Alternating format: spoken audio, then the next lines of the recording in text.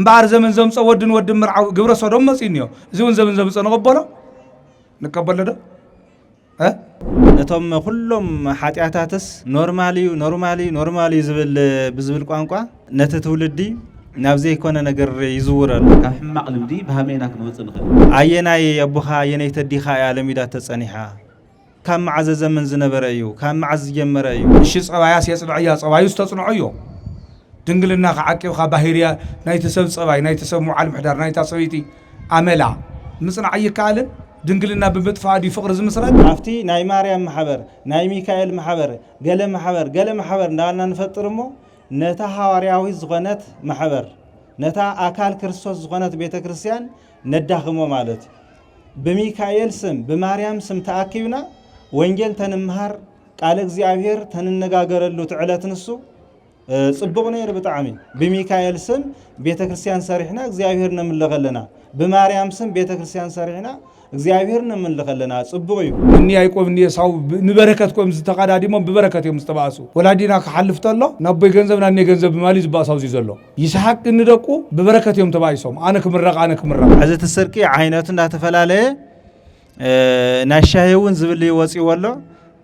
ሙስና ዝብል እንዳ ከበደ ስለዝ መጸግዲ መስለኒ ብርክ ወለድኩም ምስዓም እግር ወለድኩም ሕሳብ ማፋርነት ይኮነ ንቕሓቲ ስልጣደ ጸቢ መገድ ኺዲና ተባይልና تسفيح مقدم ما بعلقي بتعامل أنا استيت زار حيزاتو إياه سبز فطرة قام قاكوي أنا استيت زار حيزاتو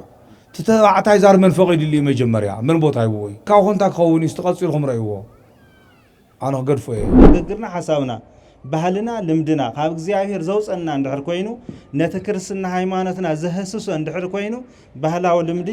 ጣጣውን ተበለ እግዚአብሔር ይሕጎስ እንበር አይቀየምን ማለት ማዕተ በጥስካ ካሜራ ይድብርዩ معتم بتأسس كاميرا على بجاهم بسم الله والد ومنفس قدوس هادو أملاك لماد مالت انت أيو عينة لماد ك انت يوم نزل الحساب لماد بستفلالي مقدي خقلص يخليو لماد مالت جن ياو بمدققام زمعبل حساب بمدققام زمعبل نققر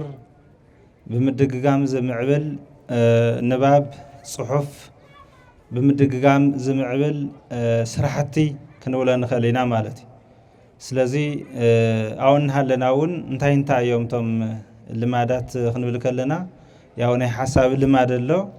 ناي نققر لمد له ناي تقبار ناي سرح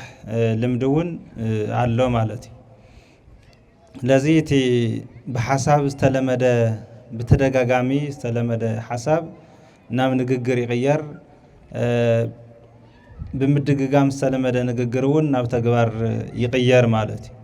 سلازي لماد مالت بمدقاقام زمعبلا حساب نققرن سرحان كنولا نخيلينا فلتات كاب كلاس كاب نشتي جميرس كاب زعبه بسرتفكيت بستفلالي خقلص يخليو موياوي فلتات اتي موياوي فلتات جن ناي مدققام سرحتي انت زيغيرنالو سرح خونا يخلن نتي موياون اب قوم ነገር በጠቅሚ ክነውዕሎ አይን خيلن مالتي ስለዚህ لماد مالت بمدققام زمص ንግግርን حسابን ስራሕን ክነውላ ንخلينا مالتي نكبر المقاوي سبحات قاليو تسمعلنا مو لماداوي لمدي مالت تاي مالتي مالت بزغ عنتو سلا زغلص وتا يزوس خلا انا اتوم لمدي مبغسيوم كابي وسدو كما يمصو زبلت كنريت لنا غلغليوم كاب مصحفت توسيدوم محبرسب زوتيروم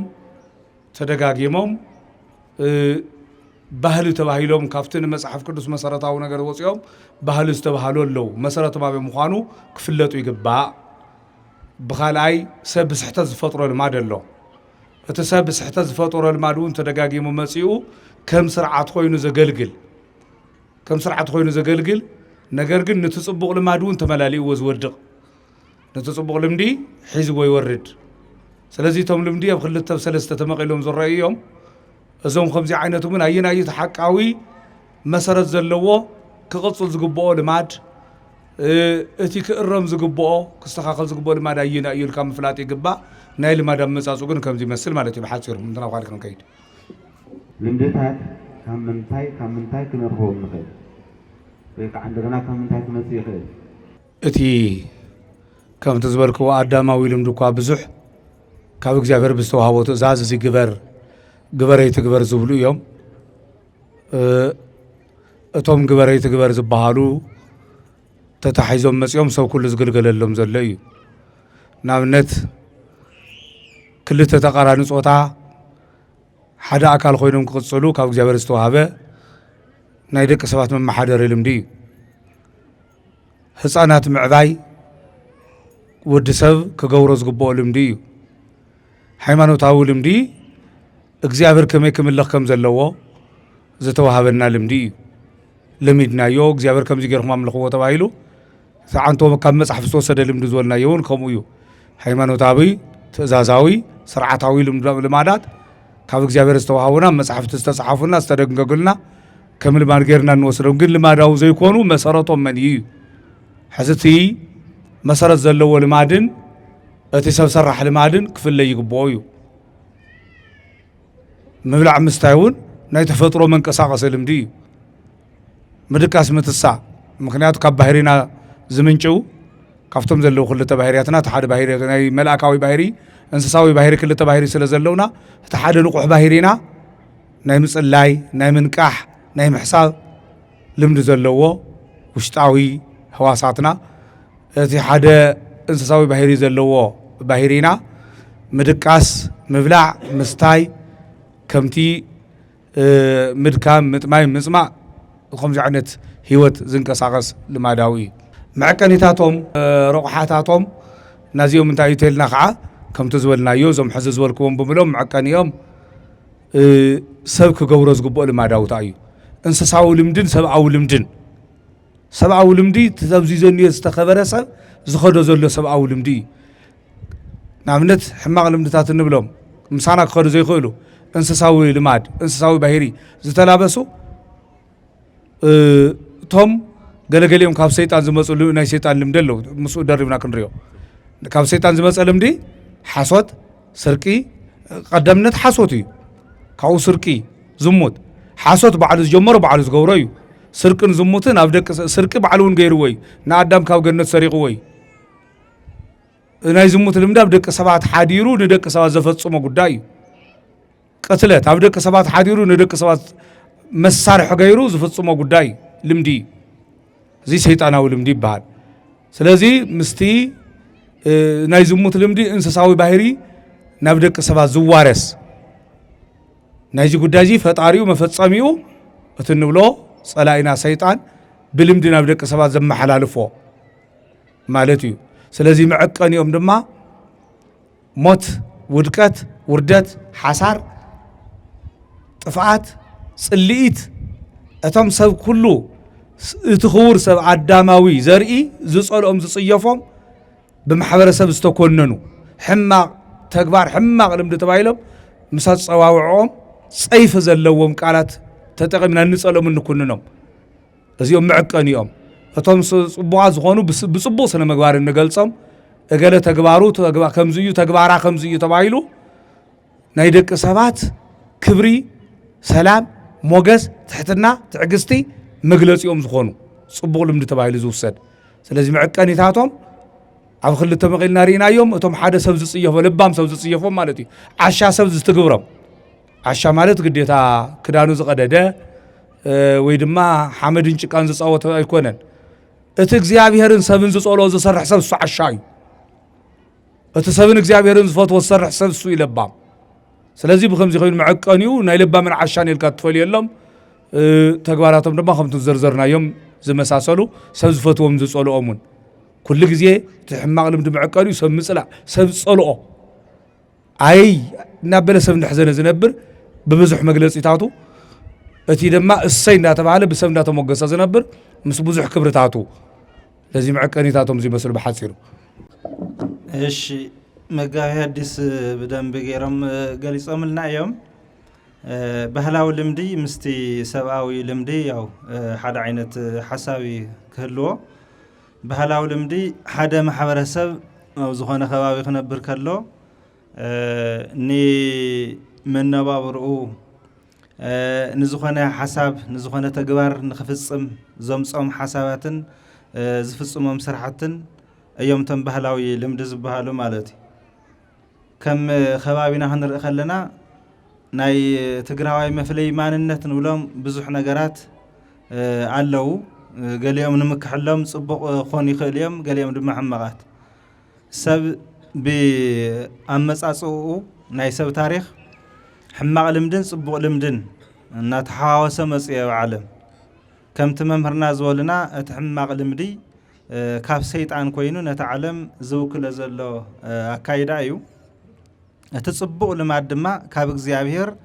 ወይን ድማ ካብ ናይ እግዚኣብሔር ሰባት ዝተወሰደ ካብ ናይ እግዚኣብሔር ቅዱሳን ሰባት ዝተወሰደ ብእግዚኣብሔር እውን ንኽበረሉ ንምስገነሉ እዩ። እግዚኣብሔር ባዕሉ ናይ ባዕሉ ዝኾነ ልማድ እኒአዎ። ያውቲ ቀዋሚ ስራሕ ፍጥረት ምሕላው ፍጥረት ምምጋብ ከም ዘሎ ኮይኑ ምሕረት እውን ልማድ እዩ እግዚኣብሔር ኣምላኽና። ይቅርታ እውን ልማድ እዩ እግዚኣብሔር ኣምላኽና። ሰባት ምንም እኳ ኣብ ዓለም ሓጢኣት እቲና እንተኾንና ወይን ድማ ሓጢኣት ናብ ዓለም እንተኣተወ ነቲ ሓጢኣት ክግርስስ ወይን ድማ ነቲ ሓጢኣት ክድምስስ እግዚኣብሔር ልማዱ ምሕረት ስለ ዝኾነ ልማዱ ይቅርታ ስለ ዝኾነ ሰባት እንተጥፍኡ ሰባት እንተበላሽው እናስተኻኸለ መጺኡ ያው ዝክርስትና እዚ ሂውና እዩ ማለት እዩ። ቅዱስ ያሬድ ካብዚ ተበጊሱ ዘልማዱ ሂሩት ሎቱ ስብሃት ይብል። ምሕረት ርህራሄ ይቅርታ ልማዱ ዝኾነ ኣምላኽና እግዚኣብሔር ስሙ ዝተመስገነ ይኹን እንዳበለ ምስጋና ዘቕርበሉ ኩነታት ኣሎ ማለት እዩ። ስለዚ እዚ ኣምላካዊ ልምዲ ናባና ክመጽእ ተሎ ንሱ ኣብ ልዕሌና ዝገብረ ልማድ ምሕረት ይቅርታ ንዓና መሃብ እዩ። እንደገና ካብኡ ክንወስዶ ዝግበአና ክንለምዶ ዝግበአና ኣምላካዊ ልምዲ ድማ ናይ ቅድስና ልምዲ ኣሎ፣ ናይ ንጽህና ልምዲ ኣሎ፣ ናይ ቅንዕና ልምዲ ኣሎ። እግዚኣብሔር ኩሉ ግዜ ቅንዕ እዩ፣ ኣተሓሳስቡ ስርሑ እግዚኣብሔር ኩሉ ግዜ ካብ ሓጢኣት ዝረሓቐ እዩ። ቅዱሳነ ኩኑ ከመኣነሂ ቅዱስ ኣነ ቅዱስ ከም ዝኾንኩስ ንስኻትኩም እውን ቅዱሳን ኩኑ። እቲ ኣብ ባሕሪ ዘሎ ናይ ባሕሪ ዝኾነ ቀዋሚ መግለፂ ወይም ድማ ቀዋሚ ልምዲ ንዓና እውን ውሰድዎ ኢልና እቲ ንጽህና እቲ ቅድስና ማለት እዩ። ምሕሳብ ምንጋር ምስራሕ ምምራሕ ምፍላጥ ከምኡ ኩሉ ኣይንፈልጥን፣ ግን ንሕና ክንፈልጥ እውን መፍለጥ ኣእምሮ ልቢ ተዋሂቡና ማለት እዩ። ስለዚ እግዚኣብሔር ኣብ ውሽጡ ዘለው ንዓና ብጸጋ ዘወረሰና ቅድስና ንጽህና ካብ ሓጢኣት ምፍላይ ሕማቕ ነገር ምጽያፍ እዚ ጽቡቕ ልማድ ካብ እግዚኣብሔር ንወርሶ እዩ። ናይ እግዚኣብሔር ልምዲ ናባና እውን ይመጽእ ማለት እዩ። ጎይታና መድሓኒና ኢየሱስ ክርስቶስ ማቴዎስ ወንጌል ምዕራፍ 5:48 ሰማያዊ ኣቦኹም ፍጹም ከም ዝኾነ ንስኻትኩም እውን እንታይ ኩኑ ፍጹማን ኩኑ፣ ይቅርታ ብምሃብ ምሕረት ብምሃብ ነንባዕልኻ ሰላም ብምዃን ነንባዕልኻ ብምርዳእ ብምድግጋፍ ንጸላኢኹም ጸልዩ ንዝረግምኹም መርቑ እንዳበለ ኸይድ እዩ። ስለዚ እግዚኣብሔር ጸላእቱ እንዳሃለና ዝፈተወና ውዱቃት እንዳሃለና ከተሰአና ፍቕሩ ዝገለጸልና ስለ ዝኾነ ንስኻትኩም እውን ንጸላእትኹም ንዝረግምኹም ፍቕሪ ክትርእዩ እኒአኩም። ስለዚ ከምቲ ሰማያዊ ኣቦኹም ብይቅርታን ብምሕረትን ካብ ሓጢኣት ብምርሓቕን ብቅድስናን ብንጽህናን ፍጹም ከም ዝኾነ ንስኻትኩም እውን ፍጹማን ኩኑ ኢሉ ዘምሃረሉ ዓንቀጽን ምዕራፍን ኢና ንርኢ ማቴዎስ 5:48 ቁጽሪ መወዳእታ ማለት እዩ። ስለዚ እግዚኣብሔር ኩሉ ግዜ ፍጹምነት ልማዱ እዩ፣ ቀዋሚ ዘይቕየር ዘይሃስስ ማለት እዩ። ንሕና እውን እዚ ክንወስድ ካብኡ ተነጊሩና እዩ ማለት እዩ። እቲ ካብ ናይ እግዚኣብሔር ሰባት ክንወስዶ ዝግበአና ልማድ እውን መንፈሳዊ ልማድ እውን ቅዱስ ጳውሎስ ኩሉ ግዜ ብተደጋጋሚ ዝጥቀስ ጥቕሲ እዩ። ቀዳማይ ቆሮንቶስ ምዕራፍ 11 ቁጽሪ 1 ዘሎ ተመሰሉ ኪያየ ከመ ኣነ እትሜሰሎ ለክርስቶስ፣ ኣነ ንክርስቶስ ከም ዝመስሎስ ንስኻትኩም እውን ንዓይ ምሰሉ። ነቶም ኣቦታትና ምምሳል ናይ ቦታትና ታሪኽን ሃይማኖትን ስነ ምግባርን ዘኪርና ንዓቶም ምምሳል ክርስቶስ ናብ ምምሳል ይዘዕብየና ክርስቶስ ናብ ምምሳል ይዘምፀና ማለት ስለዚ ክርስቶስ ምሰሉ ንዓይ ምሰሉ ኢሉ ቅዱስ ጳውሎስ ይናገር እንታይ ማለት እዩ እቲ ቅዱስ ጳውሎስ ሳውል እንዳሃለወ ዝነበረ ልምድ ክንርኢ ከለና ያው ቤተ ክርስቲያን ምፍራስ ክርስቲያን ምስዳድ ክርስቲያን ክእሰሩ ክንጋላትዑ ኣብ ዝውዓልዎ ከይሓድሩ ኣብ ዝሓደርዎ ከይውዕሉ ክርስቲያን ምስቃይ ነይሩ ስርሑ ልምዱ ማለት ስለዚ ሓጢያታዊ ልምዲ ነይሩዎ ተመሊሱ ጳውሎስ ምስኮነ ሐዋርያ ክርስቶስ ምስኮነ ግን እንታይ ኮይኑ ልምዱ ልክዕ ከም ክርስቶስ ምስተምሃር ከም ክርስቶስ ንኻሊ ወገን ነብሱ ሕሊፉ መሃብ ንክርስቲያን ዋጋ ምኽፋል ንቤተ ክርስቲያን ዋጋ ምኽፋል ኮይኑ ልምዱ ስርሑ ማለት ምንም ነገር ኣብ ልዕለይ ዝበጽሕ መከራ ዋላ ብዙሕ እንተሃለወ ነገር ግን ዕለት ዝኸብደኒ ዕለት ዘጨንቐኒ ዕለት ዘተሓሳስበኒ ስለ ኣብያተ ክርስቲያናት ጉዳይ እዩ ኢሉውን استناغرلو خفلي نذكرينا مالتي خلاي قرنتس مراف 11 ዘሎ مالتي ስለዚህ ልምዱ ናብ ጽቡቕ ተቀይሩ ክርስቶስ ከረخبና እንተሎ እግዚአብሔር ከረخبና እንተሎ ኃጢያታዊ ልምድና ናይ ስንፍና ልምድና ይቀየር ማለት ስለዚህ እቲ ካብ እግዚአብሔርን ካብ ናይ እግዚአብሔር ሰባት ካብ ቅዱሳን ሰባት ዝረኸብናዮ ሃይማኖታዊ ልምዲ መንፈሳዊ ልምምድ በቲ ባህላዊ ልምዲ ክብረዝ የብሉን ወይም ድማ ክብረዝ ኸይን ገብሮ ክንጥንቀቀሉ ይግባአና ማለት ባህላዊ ልምድታት በጣም ይነን ሓደ ግዜ ሓደገኛታት ዝኾነሉ ኩነታት አለዩ አውዝ መቀለነና ሓደ ግዜስ መርዑት በተክሊል በቁርባን ተመሪዖም ኢልና እና ዘመርና ዓጅብና ንኸይና ገዛሞ አፍቲ በራፍስ በጊዕ ሕረዱ ደም ተሳጊርኩም እተው ዝብል ልምድታት ነይሮም ሕዝካ ቀሰዋስ እና ተገደፉ ይመስለን ናተሓደጉ እንታይ እዩ መን ይፈጥርዎ ከመ ይመጽዩ ንሕና ክርስቲያንስ ናይ ክርስቶስ ደም ስወሰድናስ እንደገና ናይ ተራ እንስሳ ደም ክንሳገር ብናይ ተራ እንስሳ ደም ተሳጊርና ዝኾነ ነገር ታዩ ዝከላኸልና ነገር ዲሃሊ ትናይ በጊዕ ደም በጊዕ ኾነ ጤል ንዓና ምግብና ተዋሂቦምና አለው ከከመድላይነቱ ኣብ ግዝኡ ሓሪድና ክንበልዖም ተፈቂድና ኣሎ ተሓሊፉ ደሞም ተሳገሩ ዝባል ነገር ግን የለን ናይ በጊዕ ደም ንኦሪታውያን ንአይሁድ ዝምልከት እንበር ንዓና አይኮነ ትናይ ኦሪት ናይ ደም ስርዓት ናይ ኦሪት ናይ መስዋዕት ስርዓት ኩሉ ሕሊፉ ክርስቶስ ስጉ እንደምን ሂውናይ ካሊ መድኃኒት የለናን ካሊ ዝንጸግ ነገር ዝስገር ነገር ዝቅባዕ ነገር ምንም የለና ንመንፈሳዊ ህይወትና ማለት ንዓና ንክርስቲያን ዘይገልጸና ማለት ለዚህ ዝሕዚ ሃይማኖትናውን ዝሽርሽር ሕማቅ ልምዲ ማለት እንደገና ንሓደ ግዜ ቤተ ክርስቲያን ሓንቲያ ሓንቲ ማሕበርያ ሓንቲ ትሕብረትያ ናይ ክርስቶስ አካልያ ኣብዛሃልና ንሃሉ ቋንቋና ዝኾነ ይኹን ዘለና የከባቢ ዝኾነ ይኹን ማለት ነገር ግን አፍቲ ናይ ማርያም ማሕበር ናይ ሚካኤል ማሕበር ገለ ማሕበር እንዳልና ንፈጥርሞ ነታ ሐዋርያዊ ዝኾነት ማሕበር ነታ አካል ክርስቶስ ዝኾነት ቤተ ክርስቲያን ነዳኽሞ ማለት በሚካኤል ስም በማርያም ስም ተአኪብና ወንጌል ተንምሃር ቃል እግዚአብሔር ተንነጋገረሉ ትዕለት ንሱ ጽቡቅ ነይር ብጣዕሚ በሚካኤል ስም ቤተ ክርስቲያን ሰሪሕና እግዚአብሔር ነምልኸለና በማርያም ስም ቤተ ክርስቲያን ሰሪሕና እግዚአብሔር ነምልኸለና ጽቡቅ እዩ በማርያም ስም በሚካኤል ስም በገብርኤል ስም ማሕበርልና ንዝክሮም ዝክራት ግን ያው ናይ ድግስ ልቃሕ መከፋፈሊ ገይርናዮም ናይ ልቃሕ መክፈሊ ናይ ድግስ ካውታ አከብካ ድማ ዘሎን ዘየለን መዋግዒ ገይርናዮም ማለት ስለዚህ እዚ አውታቱን ብዙሕ ልምድታት ንእግዚአብሔር ዘይውክሉ ንቤተ ክርስቲያን ዘይውክሉ ነታ ሃይማኖትና ዘይውክሉ ዘይኮኑ ልምድታት ክረአዩ ይዝረአ ማለት መርዓና ኾነ ሕፀና ኾነ ክንደይ ዘየለ ልምድታት ማለት ንሕና ክርስቲያን ኢና ከም ከባቢ ድማ ተጋሩ ኢና ዝመፀ ናይ ሕፀ ስርዓት ኣለና ዝመፀ ናይ መርዓ ስርዓት ኣለና እቲ ጸንሕ እንደሓደግና ካሊ ክነእቱ ከለና ግን ናፍቲ ሃይማኖትና እውን እንታይ ጸገም ኣለዎ እንዳተባለ ዘየለ ልምድታት እንዳተለመዱ ነታ ሃይማኖትና እውን ሕዚ ናይ ስም ሃይማኖት ናይ ስም ክርስትና እንዳገበርና ንመጽ ስለዘለና አፍቲ ባህላዊ ልምዲ ብደንብ ክንጥንቀቀሉ ይዝግበአና ከም ተዓንተው ዘብልዎ መምህርና ናይ መርዓና ናይ ሓዳርና ናይ ቆልዑት ተዓባብያና ነንበዓልትና ንራኸበሉ ንደጋገፈሉ ካይዳ ኣብ መጽሓፍ ቅዱስ ተጻሐፈ እዩ ሕገ ተፈጥሮ እዩ እግዚአብሔር ኣብ መጽሓፍ ቅዱስ ሕግ ገይሩ በቶም ቅዱሳን ሰባት ጽሒፉ አጽሒፉ ይውና እዩ ካው ንሕና ክንፍጽሞም ከለና ግን እቲ መርዓና ናይ ዳንስ ዲስ ናይ መዝሙር እዩ እቲ ክርስትናና ናይ ሙዚቃ መንጸባረቅ ዲስ ወይስ ናይ መዝሙር መንጸባረቅ እዩ አፍቲ ክርስትናናስ ይዝመር ዲ ዘሎ ወይስ ይድረፍ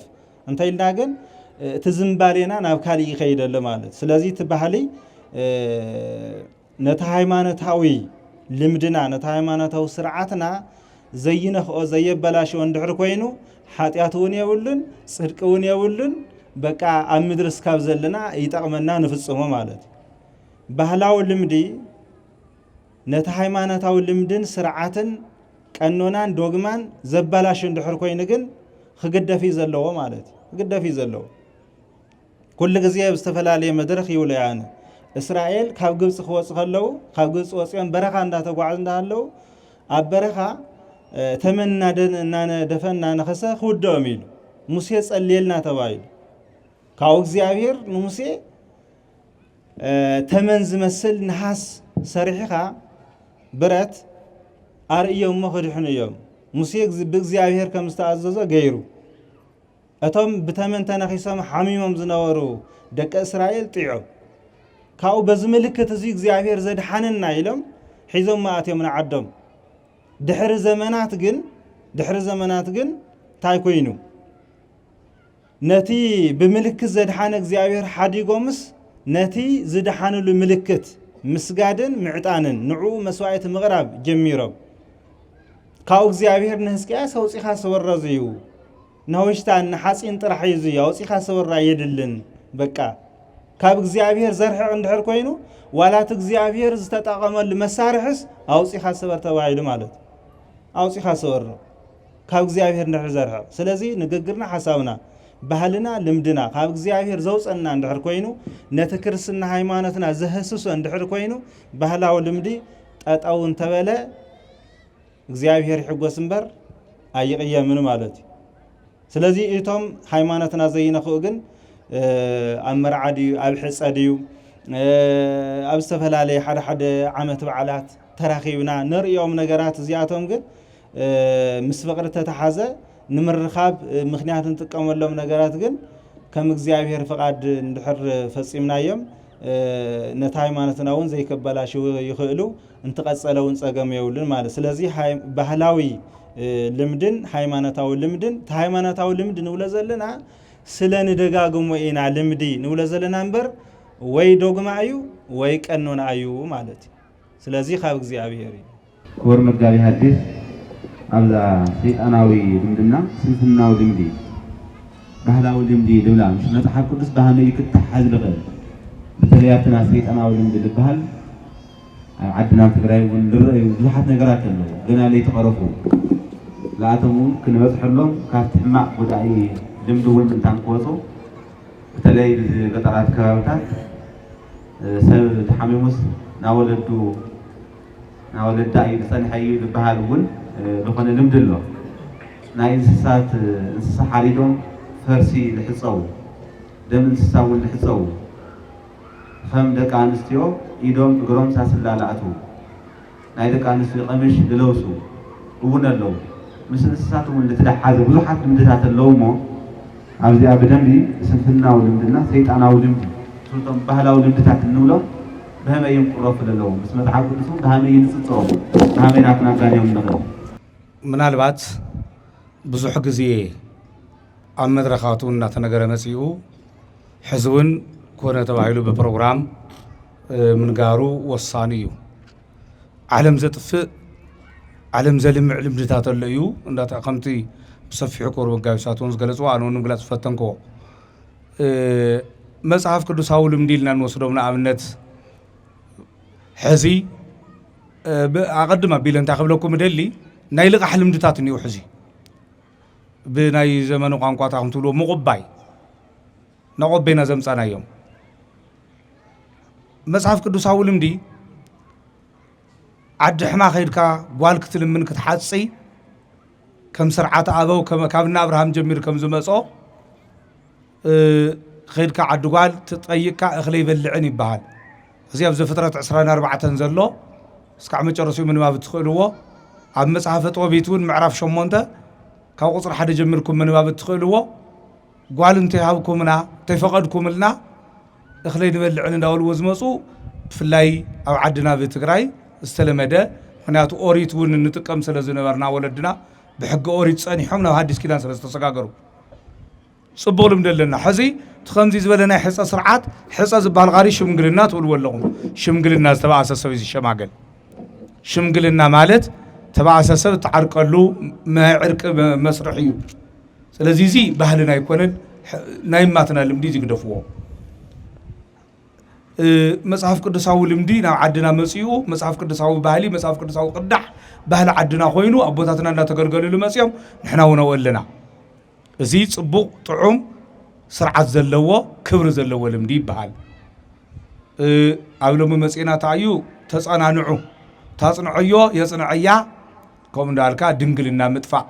ምጥፋ ሕማቅ ልምዲ እዩ እሺ ጸባያስ የጽንዕያ ጸባዩስ ተጽንዑዮ ድንግልና ከዓቂብካ ባህሪያ ናይተሰብ ጸባይ ናይተሰብ ሙዓል ምሕዳር ናይታ ሰበይቲ አመላ ምጽናዕ ይካልን ድንግልና በመጥፋ ዲ ፍቅር ዝምስረት ትፍቅሪ ኣብ ጽርግያ ይውዳእ እሞ ኣብ ገዛ ምሳኣተው መርዓ ምስተወደ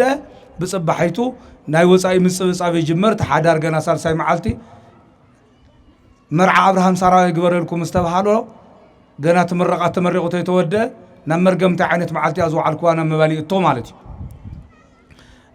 زيت زغون اللون تايتيل ناكافت زنبرة مصحف قدساوي نا أبو لمد وسينا كالي حدش لمد نايلق حلم دسل مسرتناي تنايلق حلم دزوم صوم مزازي اتمر عون قدم بولدهم متن حصريلو سنسر عزل لو زنبرة لومي ناو خالي ملكو عز غير يغير مو تجنزباوي يودا تقول مسرتي السعانو تفقرن جنزبن بحدي ودو قدمون حدار خمسرة انطلو كم تناي قدم هايمانوتا كبرو كبرا تولدو تولدا ناتبحاله تزخيد ازينا يلوم زمن جن طعم حدار يرئنا نمو مبزحتو بعلهم تعزويهم تا حفشاوي صلالوت نغركم زلنا تنتاني اغن حد غزاكم فتشكم حد هيوتكم فتشكم ريواب في المناسي كالي تسيطانا ولمد نبلو ما عد ماتنا لقح شغر خنا نو حامت تطانو على بهل تغاردي لمد تغاردي اي نبرن نايم ما تلقحيو اتا سبيتون ارتفيشال صفري صغور طرح مسيركم ارتفيشال صغري ارتفيشال فقري ارتفيشال صغري ارتفيشال صفري ارتفيشال فقري كلهم ارتفيشال خوينو مكنيات مسارتاوي يلن نبي تخرسيان ختمصا صفرخن غزع غتيركن نايما تخن صغرو خلسيسكن سرعات بيت كرسيان يفقدو حدا نايتم سابوتات وندخمت اندي نحنا وندينا دخمنا لكم سومن نعكمنا عاوزي انديتا لمد لوط مصيا زنيا تنعيقنا كوي نحنا كساوستون فرحناكم زي غبريو زي غبر خينبل وزمن زمصو انديو زمن زمصو كله خنشكمو امبار زمن زمصو ودن مرعو غبر صدوم مصينيو زون زمن زمصو نقبلو ده ها قال مرعو نقبلو زمناو اندي فاشنيو سلازي خمزي عينت عاسنواري سيطاناو لمدتات نا غبر صدوم مسراتي عبدك سوات حديركم تعانتو صيافات زبلنا يوم مكنياتو غزي نمحصارينا قطو بيلنا نيرنا نمبر كتنتنون سلازلو ود مسود قال مسقال زبل بتمساسال صوتا انسساتونا يغبرون لحم مثل حمي فتنه يتكايدن بعراون بعراي فتنه يكايدن نبي زراخنا غير انتلو تايدي زبل انسساتي هييصونه انسساتي يبلصونا يبل كاباناس انسساتي يلبم انسساتي يبلصونا مكنياتو كوم زغبر بتمساسال صوتا خمس عينت تكبار زفصم انسسا يلن سب تحت انسسا كوينو مالتي ازي زيناتنا سيطاناوي كاب اوروبا زوابنا امريكان زبقوله نايموت لمدي نموت زبك علم دكوي زي دما كم تناخالي عنتو زي صدق زي يحتيز ولو كور بقايس زي كونس نموت زبك علم دي كاب حد النت اغزابير زفلي رخص لمدي كاب سبات نوصلو او عدنا وننا تاعتاتو يخيد زلو سلطانه زمسلنا كلهم ناتنا زي نبرو لمدتات نعنا كغلصونا يخولوني نعنا كغلصونا يخولون سلازي تلمدنا من تاي مسرته يو ناتنا بهجة لبنا ونصبو لمدنا يرنا نقست ما كدانا بسلومون كتغير تلاكو كابز قرمكو عدنا سي بدنقلنا زلا سبيتيا تنقس دنقلنا زي عقبت كتنقس سيتخيليني لا بدنقلنا زي نورد سبيتيا من قستنا تعصني عاس دنقلنا وناصني عتنبر زي نورد سبيتي ازل مدزي ازل خبرزي اسرائيل وسيدا من سلومون زلا ليتو كمزينا بعدنا خمزينا نورن فلينا نفلت تاي سلازغونه بهج لبنا ونغزابرنا من لخ سلازنبرنا بهج اوري تقبلنا ونغزابرنا من لخ سلازنبرنا بزبلص دما كاو كلهم بزعبي نابز عبي ناب حديث كيدنا وانجيل استسغاغرنا بزح خبر زلنا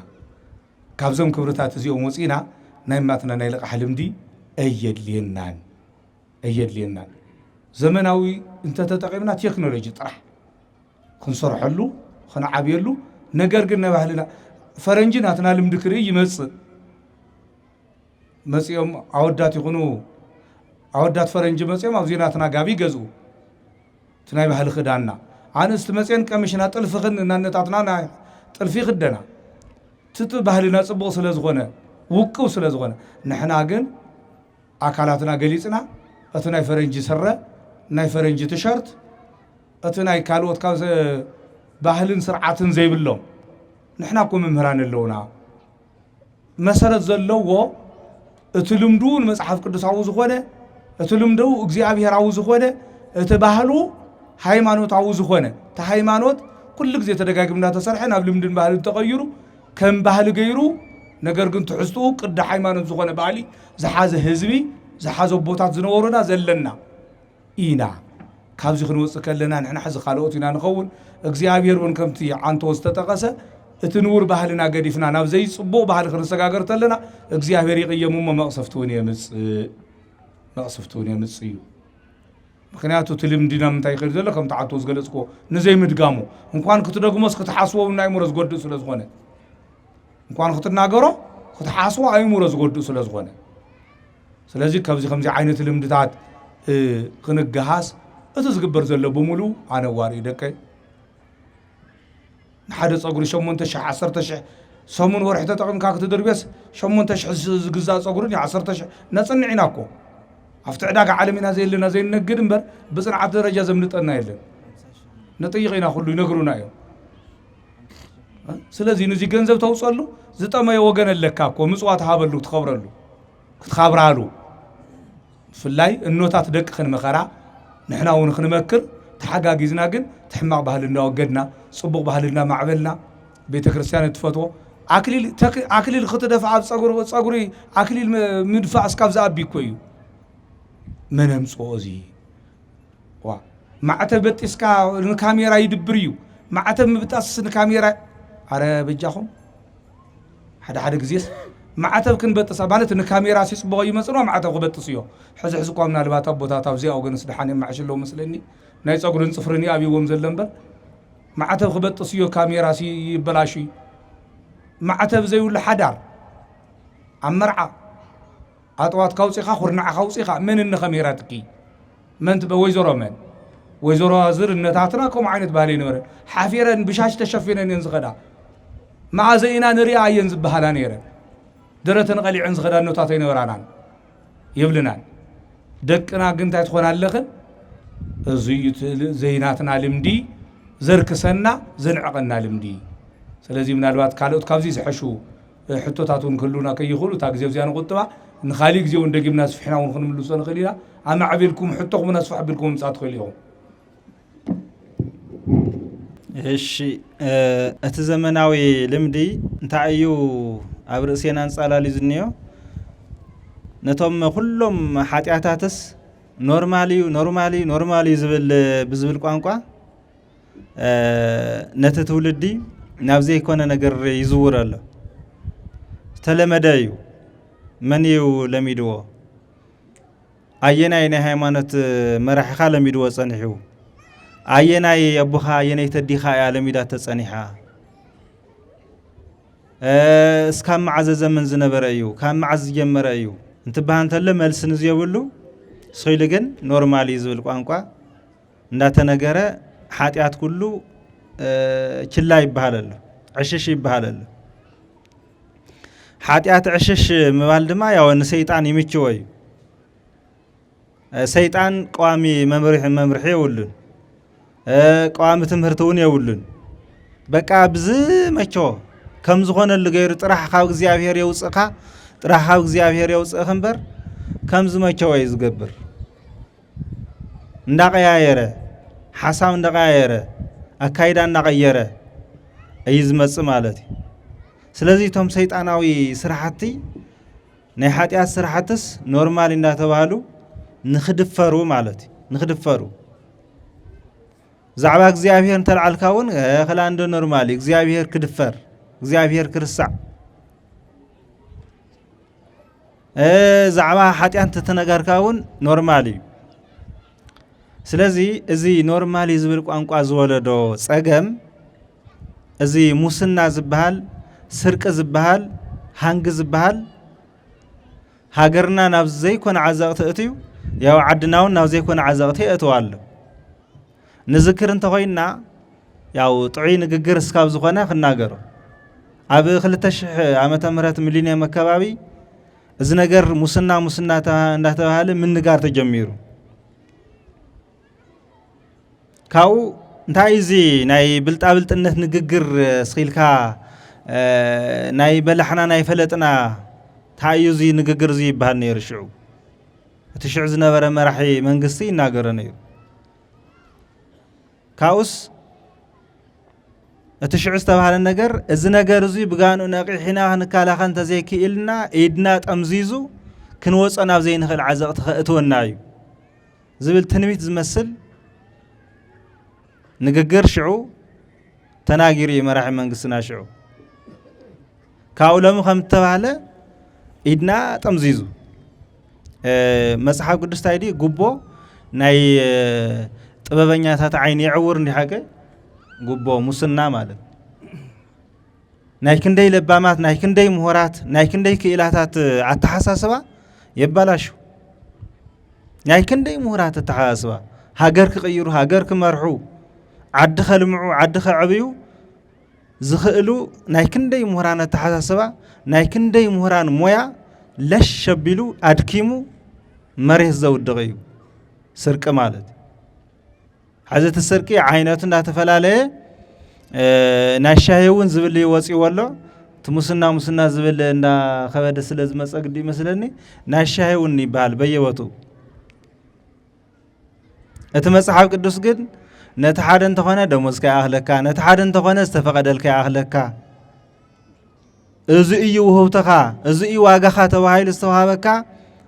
በተተሰርሐሉ ተቋም በተተሰርሐሉ ቦታ ንሱ ያክል ተባሂሉ ተጻሒፉ ነይሩ ነገር ግን ሕዚ ሓደቲ ቴክኖሎጂ ከምቲ መጋቢ ሐዲስ ወልና ንጥቅምና ዝኸውን ወሲድና እቲ ዘይጠቅም ድማ ኣይጠቅምን ኢልና እንድሕሪ ተዚያ ዓጺናዮ እቲ ቴክኖሎጂ በዓሉ ኣብ ትውልዲ ስስዕ ፈጢሩ ህርፋን ፈጢሩ ነቲ ሓደ ረጊጽካ ናይ ምሕላፍ ውድድር ፈጢሩ ማለት ክርስቲያን ግን እንዳተራገጸ እንዳተወዳደረ ነቲ ሓደ ረጊጹ ክሓልፍ እንታይ ኮነስ ተደጋጊፉ ክኸይድ በታጸባብ መገድ ኺዱ ማለት እዚ ዘባዕባዕ ኸይንብል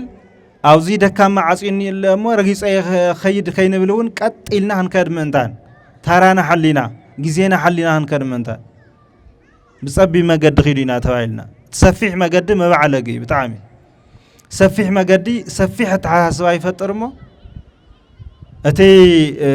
ቁም ነገር ዘለዎ መገድ ሓዲካ ናብ ካሊእ ከተዘንብል ይገብረካ ማለት ስለዚህ ተሓሳስባና ክጸብብ ዝግባእ ክጸብብ እንየው ክሰፍሕ ዝግባእ ድማ ክሰፍሕ ኣለዎ ኣብ ሃይማኖታዊ ተሓሳስባና ስለ መንፈሳዊ ህይወትና ስለ መንፈሳዊ ክብርና ስለ ቤተ ክርስቲያንና ስለ ሓድነትና ስለ ሰላምና ዘለ ተሓሳስባ ክሰፍዕ እኒው ናይ ስስዕት ተሓሳስባ ናይ ዝሙተ ተሓሳስባ ናይ ስርቀት ተሓሳስባ እዙይ ድማ ክጸብብ ኣለዎ ክጸብብ ጥራሕ እውን እንተይኮነስ ክጠፍእ እኒው ክሕደግ እኒው ክንጽየፎ እኒአና ማለት ስለዚ ኖርማሊ ብዝብል ዘመናዊ ልምዲ ንስርቅ እውን ኖርማል ገይርዎ ኣሎ ማለት ንዝሙት እውን ኖርማል ገይርዎ ኣሎ ማለት በቃ ስቆይልካ ትሕትና ጠፍዩ ነቲ ትዕቢት እውን ኖርማል ገይርዎ ኣሎ ስለዚ ንኩሉ ኖርማል እናገበረ ናብቲ ሓጢአት ይዘእተወና ዘሎ እምበር ጥዕና ዘለዎ ልምዲ ይኮነን እውን ዘለማምደና ዘሎ ማለት ስለዚ እዚ ዝጽየፈ ተሓሳስባ እንተሃሊና ኢና ቤተ ክርስቲያንና እውን ሃገርና እውን ክንጠቀም ንኽእል ማለት ይመስለኒ ዝሕቶ እዚ ምልዓሉ ዛዕባ ልምዲ ዛዕባ ባህሊ አጸጊምና ወይ ድማ ተጨንቆ ይኮነን ይመስለን ካቴድራል እዚ ዘዳለው ነገር ግን እቲ ኣብ ትግራይ ከባቢና ዝጸነሐ ልምድታት ምስተ ሃይማኖትና ዘይረሓሓቅ ዘይፈላለ እዩ ነይሩ ሎሚ ኖርማል እናተባህለ ዘመናዊ ልምድታት ብዝመጸ ቁጽሪ ግን ንዑ አጥፊ ነቲ ሃይማኖቱን ከጥፎ ይምኩር ስለ ዘሎ ክንጥንቀቐሉ ምንታን ካብ ዝብል ማለት እዩ ኔል እሺ ፎር መናከስራት ቃለ ወደ ስማዕልና ልምዲ ምንነት ክኾን ይኽእል ዶ ኣውላሉ መጋየፅታት ልምዲ ምንነት ክኾን ይኽእል ዶ ከምዚ ከዚ ካብቲ ተቐስዎ ብዙሓት ደቂቃን ንባሃልቲ ኣብ ማሕበራዊ ሚድያ ብዝተፈላለዩ መልክዑ ለሓደ ህዝቢ ከምዚ ደኣ ኾነ ልማዳቶም ደኣ ኾነ ንዓይነቱ ልንገር ብኻሊእ ዓድታት እውን ቅቡልነት ዝረኽብሎም ኣጋጣሚታት ኣለዎ እሞ ሕማቕ ልምድታት ምንነት ክኾንና ይኽእሉ ዶ መንነት ማለት ያው መፍለይ እንድንዮ መፍለይ ምን ምዃንካ መግለጺ በሃይማኖት ድዩ ብስነ ምግባር ድዩ ተለኪዕኻስ ምን ምዃንካ ክትፍለጥ እኒየካ እንታይ ምዃንካ እንታይ ትሰርሕ እንታይ ትሓስብ እንታይ ዓይነት ኣነባብራ ክህልወካ ኣለዎ ስለዚ ልምዲ መንነት ክኸውን ይኽእል ዶ መግለጺና መፍለይና መፍለጢና ክኸውን ይኽእል ዶ ይተሕቱ እኒየ ማለት እዩ ስለዚ እቲ ሕማቕ ልምዲ እንተደጋጊምናዮ መፍለይና ክኸውን ይኽእል እዩ ማለት እዩ ብጀግንነት ከም ዝተፈለጥና ብሌብነት እውን ብባዕሲ እውን ብምፍልላይ እውን ተፈሊጥና ኣለና ብዓለም ማለት እዩ እዚ በስመ አብና ቀሲልና ተረጋጊና መኺርና እንተዘይተዓርዩ ያው መፍለይና ክኸውን ማለት አይ ከምዚ እንዲዮም ከምዚ ተገይርካዮም ከምዚ ይኾን ይኽእል እዮም ክወድቁ ይኽእል እዮም ስለዚ መፍለይና መፍለጢና ክኸውን ይኽእል ማለት ስለዚ እቲ ሃይማኖታዊ ልምድና ኣብ ትግራይ ካብ ኣኽሱም ጀሚርካ ኣብ ኩሉ ትግራይ ዘሎ ናይ ሃይማኖታዊ ልምዲ መፍለይና ኮይኑ ጸኒዑ ኣለባብሳና ኣካይዳና ሰላምታ ወሃህባና እዚ ኩሉ መፍለይናይ ካብቲ ካሊእ ወገን ንፍለየሉ ድሓን ደው ኢልካ ድሓን ሓዲርክ እግዚአብሔር ይመስገን ክንበሃል ከለና ካብቲ ካሊእ ንፍለየሉ እዩ ስለዚ እቲ ሕማቕ ልምድን ጽቡቕ ልምድን እንዲና ፈሊና ዝረአና እቲ ጽቡቕ እውን እንተደጋጊምናዮ እንተዕቢናዮ መፍለይና ክኸውን ይኽእል እዩ ኣይ እዚ ህዝቢ እዚ ብሃይማኖቱ ሃይማኖታዊ ስርዓቱ ሓሊ ዝኸይድ ህዝቢ ሃይማኖቱ ኣኽቢር ዝኸይድ ህዝቢ ተባሂልና ብዓለም ደረጃ ከምቲ ኣቦታትና እንዳተፈለጡ ዝጸንሑ ብሃይማኖት ብስነ ምግባር እንዳተፈለጡ ዝጸንሑ በሃይማኖትን ብስነ ምግባርን ህይወቶም እንሓለው ነዚ ከባቢ እዚ ድማ በሃይማኖት በታሪክ በኩሉ ነገር እንደሓለው ወጸንዑ መፍለይ ነይርዎም ሕዝውን መፍለይኦም ንሱ ገይርና ክንከይድ ከለና መፍለጢና ክኸውን ይኽእል መመስገኒና ልምዲ ማለት መመስገኒና መንነት መፍለይ እቲ ሕማቕ ልምዲ ንጠቕሶ ዘለና እቲ ሕማቕ ዘመናዊ ልምዲ እቲ ሕማቕ ነባር ልምዲ ንቕጽለ እንተኾይና ዘይነሓድጎ እንድሕር ኮይና ድማ ያው ንሱ እውን መፍለይና ክኸውን እዩ ማለት ስለዚ ክኸውን ይኽእል ዘይክኸውን ይኽእል ብዝብል ሓሳብ ንራእዩ እሺ ቃለ ሕይወት የስማዕላ መጋቤ ስብሐት ክቡራን ምእመናን ክቡራን ሊቃውንተ ቤተ ክርስቲያን ልምዲ ከቢድ እዩ ብሂለ ኣበው ንኣቦታት ኣባህላ ሓደ ቃል ኣሎ ካብ ሰይጣን ልምዲ ፍራሕ ይብሉ ካብ ልምዲ ካብ ሰይጣን ልምዲ ክፍራሕ ለለው ቅዱስ መጽሓፉን በተመሳሳሊ እንኩሉ አጂ ሃዲገ ልማድ ይብል ካብ ሕማቅ ልምዲ ብሃመይና ክንወፅእ ንኽእል ታስተ ናዳ ተገለጽ ዝመጸት ያ ካብ ሕማቅ ልምዲ ከመይ ምውጻእ ይካል ዝብልናዮ ገና አንቶ ገና ካብ መጀመርያ ክናቱ ከለና ዝገለጽናዮ እቶም ሰብ ዝጽየፎም ልማዳት እቶም አንቶ ዝዘርዘርናዮ ብሰፊሕ ተገሊጾም ብፍላይ ካብ ደገ ዝመጹ እቶም ሰልጢና ዝብሉ ዓለማት ናብዚ ናብ ውሽጢ ዓዲ ናብ ሃገር ናብ አዲስ አበባ አትዮሞ ካብ አዲስ አበባ ናብ መቐለ ተለቂሕናዮ ካብ መቐለ ድማ ናብዘን ዘለዋ ከተማታት ይወራረደሉ ናይ ልቃሕ ልምዲ እዚ ዓይናትናን ብዝብል ብቲ ዝነበርናዮ ልምዲ ክንኸድ ከለና ኢና ካብ ሕማቅ ልምዲ ምውፃእ ዝከኣል ዓይናትናን ናይ ባዕልና ና ገዛና ንጠቀም ወርቅታት ኣብ ገዛና ወርቅታት እንዳሃለየሲ ብናማትና መዳብ ክናጋይፅ ኣይንፈትን ካብ ሕማቅ ልምዲ ክንወፀሉ ንኽእል ጥበብ ገዛና ሲ ወርቅ ኣሎ ኣልማዝ ኣሎ ግን ንሕና ብዙሕ ግዜ ካብና ገዛና ጥዑም ዝተቀመመ ፀብሒ ክንበልዕ ናማትና ልጫ ንናፍቕ ኣብ ገዛ ዘና ዘሎ ወርቂ ካብ ክነመላኽዕ ብናይ ባዕልና ወርቂ ካብ ክንጋየፅ ናማትና ኣርቲፊሻል ይናፍቐና ስለዚ ወገን ገዛ ካሃፍተለካ እሞ ልቃሕ ግደፎ ናሃለወካ ንምንታይ ትልቃሕ ናሃለወካ ንምንታይ ትልምን ናሃለወካ ንምንታይ ተማዕዱ ببهلي مصحف قدساوي بهلي مصحف قدساوي توفيتي مصحف قدساوي ورسي مصحف قدساوي تحستو كاوبوتات كابن ابراهام زورسكايو كابنتاتكن كابن نغست ماكدا كابن نغست سابا نغست ماكدا زورسكنو كاوبوتاتكم كابرها صحاز ورسكمو كابن نخن كابن نغست انديك زورسكنو بهل علكم علكن سلازي تناي معدونا يلقح ملكو حماق تاريخو حماق بارتفشال استتبتبه كافت لقى حسو من معداون توصينا تنايب علينا مقر صبغ بهلي نحنا كوب كدالنا مسكال غيرنا نخيدينا بمسكال تملاقعنا كريستيان مخانا نقلص قرما موغسنا نخلي زفرحي كندزي زاكل كبرنا هلونا قن عفت حصارين نخيد كافت حماق لمدوي نافت نايماتنا بسرو حماق لمدزولس نايماتنا ايو نايب علينا يكونين ካብ ሕማቅ ልምዲ ወፂና በታ ቤተ ክርስቲያን ተዋ አስተምህሮ ብሊቃውንት ዝነገረና ማዕዳ ባቦታትና ዝወሃበና ምኽሪ ብነታትና ዝወሃበና ውርሲ እነታትና መምህራን እየን ንኣብነት እኮ ቀደም ወለድና ከመፁ ከለው ተንበርኪኽና ብርኮም ንስዕን ይዕቢኻ ዝወደይ ይዕቢኽ ዛጓል ኢሎም ይምርቑና ሳነ መውፂና እግሮም ንሓፅብ ንሕና በፂሕና ኢና እናገበርናዮ መፂና ኢና ሕዚ ሓደ ወላድ መፅኡ ወላዲኡ ብርክ ወላዲኡ ዝስዕም የለን ዝተመረቀውን የለን ብልክዕ ኮዩ ብርክ ወላዲኡ ክስዕም ብርክ ወላዲኡ ትክስዕም ተሎ ብርክኹን ፀላይ ካይደፋ ይዝበሃል ነይሩ ሕዚ ፀላይ ካይውደቕ ፀላይኡ ማለት ፀላይኻ ማለት ጋኔን ማለት እዩ ናይ ወዲ ሰብ ፀላይ ጋኔን ስለ ዝኾነ ፀላይ ካይደፋ ይበሃል እሞ ይምረቕ እቲ ቆልዓ ብበረከት ይዓቢ ሕዚ ግን ፀላይ ካይደፋ ዝበሃል ቆልዓ የለን ባዕሉ ፀላይ ይኸውን ኣሎ ዋቡ ዝቃትል ኣዲኡ ዝቃትል خمت عنتو كور وجاز زلوا نورماليز بان أتابخا كوميتي بالس نورماليو نخا كوميتا نورماليو نبزي كويناتينا هيا واي هدواي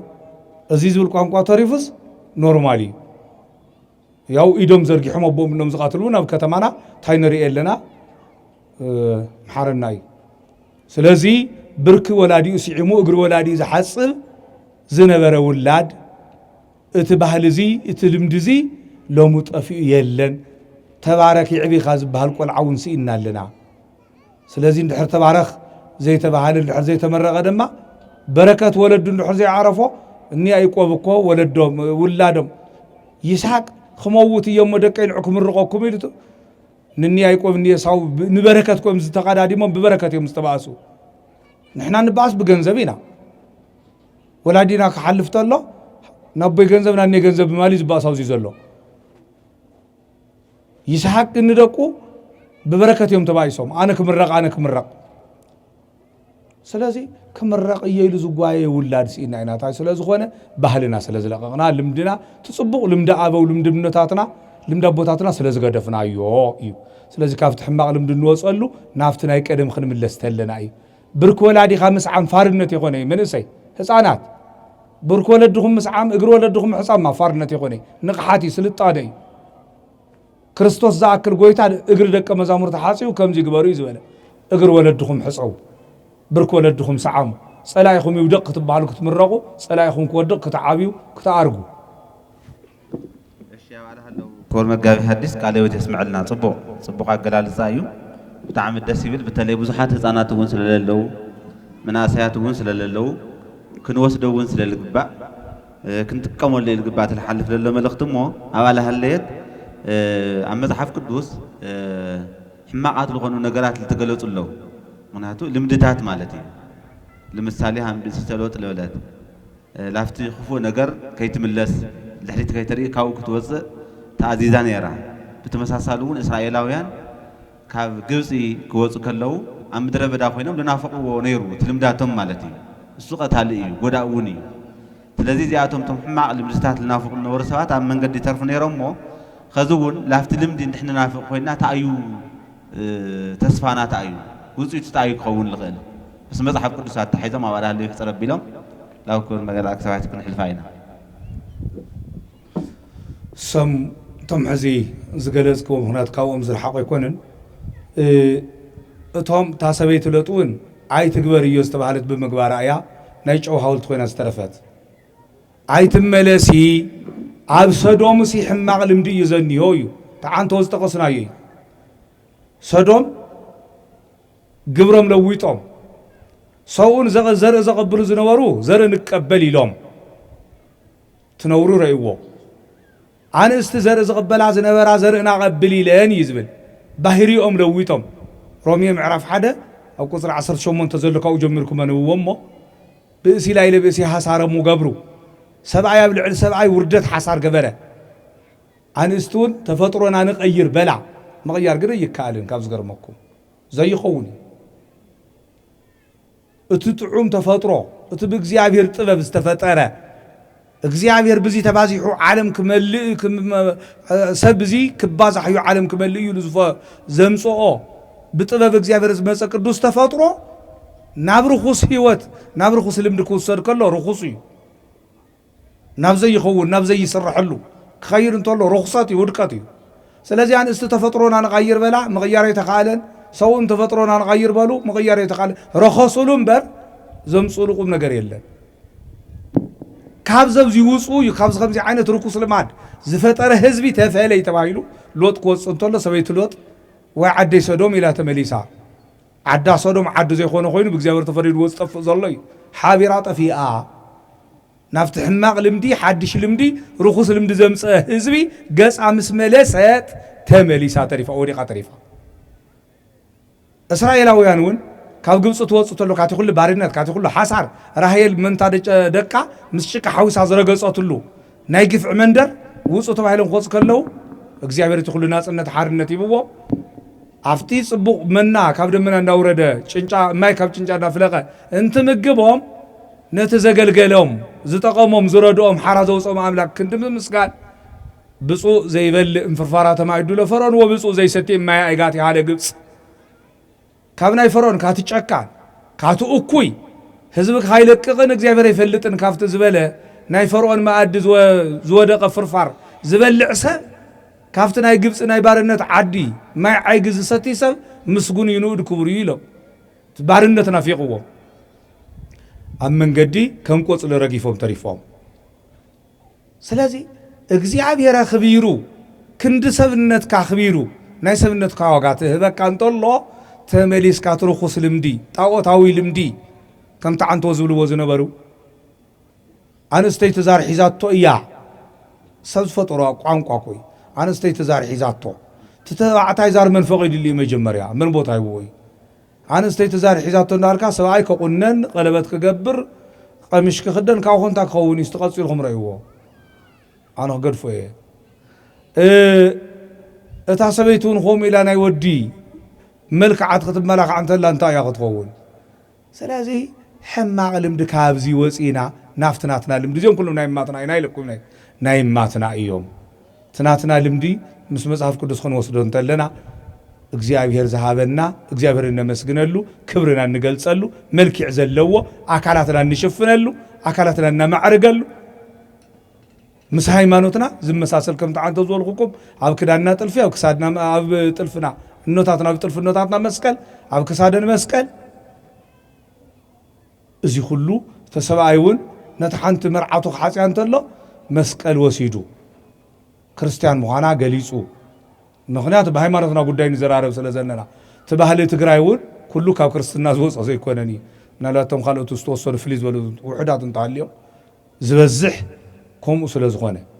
ስለዚ ካብቲ ናይ ማትና ልምድና ካብ ምኻድ እንተ ተዓቂብና ብሰላም ነብር ኢና እቲ ጽቡቕ ልምድና ተዓቂብናዮ ልምድና ህይወት ዘለዎ ልምዲ እዩ ኣብዚ ናይ ዘመኑ ልምዲ ክነኣትው ተለና ግን ከም ተዓንቶ ዝበልኩኹም ሞት ዘምፅእ ልምዲ ዘሎ እዩ እዚኦም ደጋጊምና ንዋላት ግዜ ከይንወስደሎም